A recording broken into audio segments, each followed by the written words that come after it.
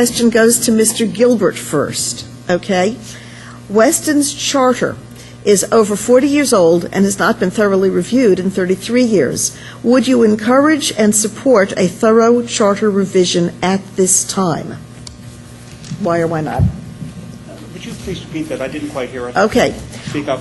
Weston's charter is over 40 years old and has not been thoroughly reviewed in 33 years. Would you encourage and support a thorough charter revision at this time? Why or why not? It's a good time to take a look. Our town has changed rather significantly. If you look at the demographics in Weston, we're becoming younger, and that's a good thing. If you take a look, as an example, at the town meetings, they aren't very, very well attended, which is unfortunate. And I think a lot of people would attend those meetings if, in fact, they had if they were scheduled at a different time.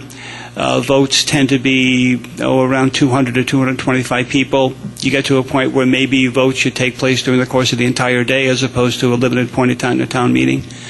I have a tremendous sense of history for Weston. I have a tremendous sense of history for the town meeting itself. But there does come a time in the town's history where maybe you have to take a temperature check.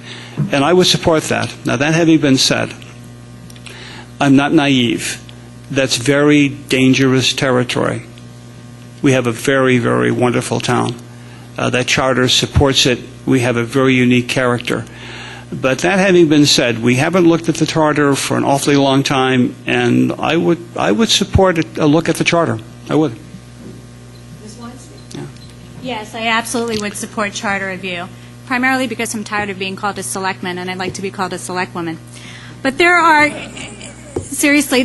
issues in our charter that we need to resolve because they are antiquated. For example, we don't have all the committees and commissions listed in our charter that we have formed since then.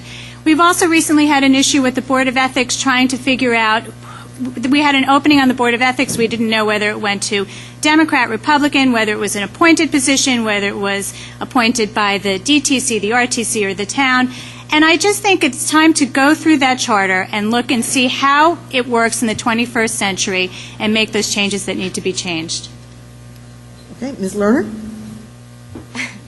I read the charter 3 times when I decided to throw my hat into the ring. It's not an easy read. It is not very fun. So, but it is very, it's an honor to be able to have read it. It's an honor to see that you're in a town that is represented so well.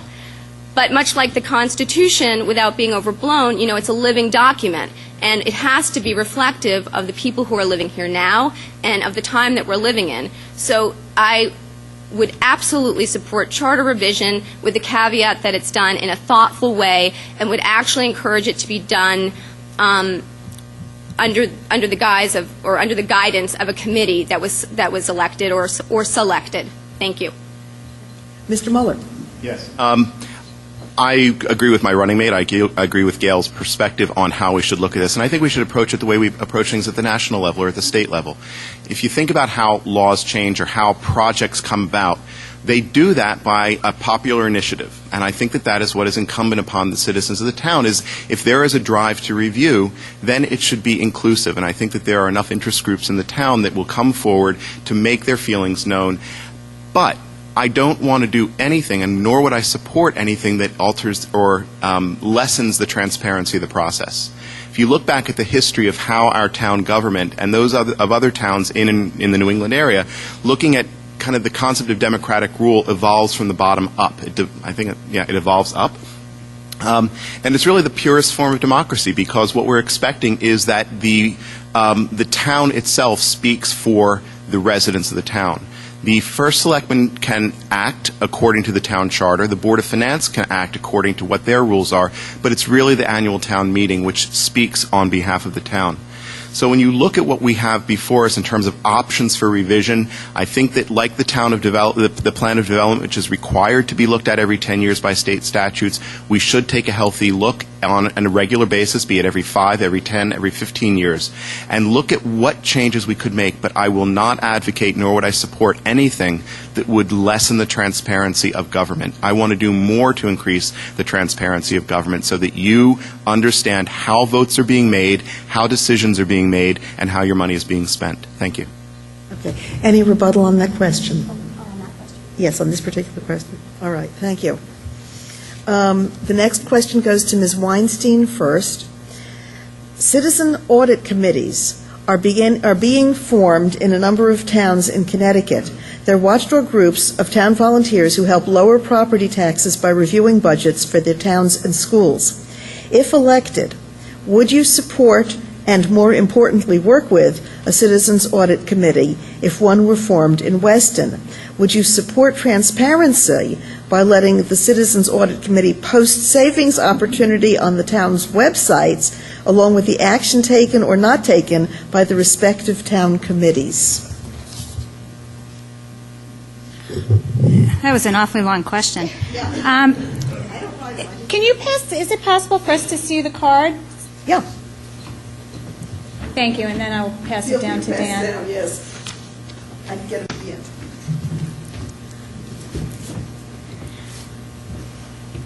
I already think that we have a lot of citizen audit committees in town.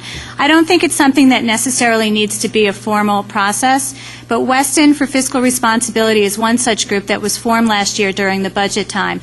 And I was very happy to speak to them and hear what their ideas were and their concerns about the budget going forward. And I do think that group stepping up and speaking out publicly against the budget increases that were scheduled for last year was one of the driving impetuses for us to get the budget down. There have been other citizen audit committees, if you look in terms of WISE, Weston in support of the schools.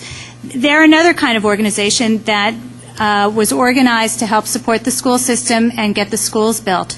So I think that we always have to listen to what everyone has to say. We need to make our decisions based on what you think and what you feel. That is our job as leaders and as selectmen. We need to listen to your thoughts and your ideas and take all of that in and build consensus to make a final decision as to what's best for the town. Okay. Thank you. Ms. Lerner? It's me. Thanks. I think it will take me more time to read it again than to answer it. I really do think that this question is born out of an overall uneasiness, people's uneasiness with increasing property taxes, a level of uncertainty with how the next administration or even the current administration in town, the selectmen and their committees are going to address that. I think we have to get beyond that. I think you're going to have some faith and take, as you all do, a large part in who you select and who you elect. Have some faith, and as I know you all will, come to those annual town budget meetings, participate in Weston for Fiscal Responsibility meetings, form your own groups, whatever it takes. You really all in this room and everyone in Weston, you're really the Citizens Audit Committee. And I'm not a big fan of layering in government or committees, so I would not be for that, but I would encourage more active participation, and I certainly promise that I would listen. Thank you. Okay. Mr. Muller? Oh. The order's tripping me up each time here. Yeah.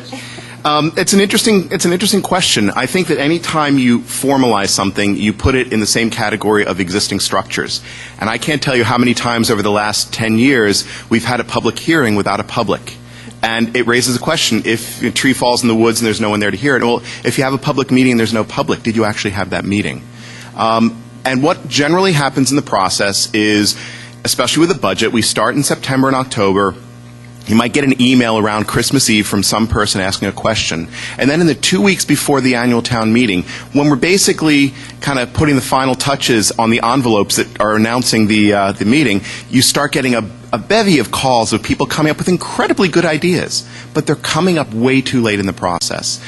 And it's the perennial dilemma. How do you get the public involved? And I remember at the Board of Finance meeting last year in the middle school cafeteria, and there was a discussion or proposal that we should have kind of informal groups appointed to interpret the budget. And it's a good idea, but we shouldn't need groups to interpret the budget. There should be a capability, and there is a capability to do that. By just attending meetings. And it's not just coming to the annual town meeting. By that point, you have a yay or a nay. You don't have any input into the process. Now, there's another audit check which already exists, and that each one of us, then this is your Board of Selectmen next year, 3 of the 4 of us. Each one of the 3 on that board is an audit on the other 2.